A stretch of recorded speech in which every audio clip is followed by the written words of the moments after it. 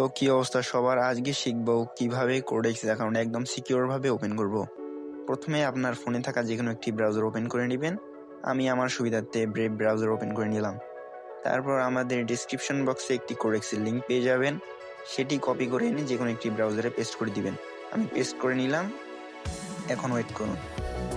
এরকম একটি ইন্টারফেস আসলে আপনার ডান হাতের পাশে দেখতে পারবেন উপরে ক্রিয়েট অ্যাকাউন্ট লেখা আছে, সেখানে ক্লিক করে দিবেন। তারপর এইরকম সাইন আপের একটি অপশন চলে আসবে। যেহেতু আপনি নতুন, তাই আপনি সাইন আপে ক্লিক করবেন। এরকম ইন্টারফেস আসার পর আপনাকে আপনার দেশ সিলেক্ট করে নিতে হবে। আমরা যেহেতু বাংলাদেশ থেকে করছি, সেহেতু বাংলাদেশ সিলেক্ট করে নিব এবং কারেন্সি সিলেক্ট করে নিব ইউএসডি। আপনি আপনার ইচ্ছা মতো রাখতে পারেন। তারপর আপনার ফোনে থাকা যে কোনো একটি জিমেইল বসিয়ে নেবেন এবং একটি পাসওয়ার্ড দিবেন। আমি আমার সিকিউরিটি পারপাসের জন্য জিমেলটি ব্লার করে দিচ্ছি এবং পাসওয়ার্ডটি ব্লার করে দিচ্ছি।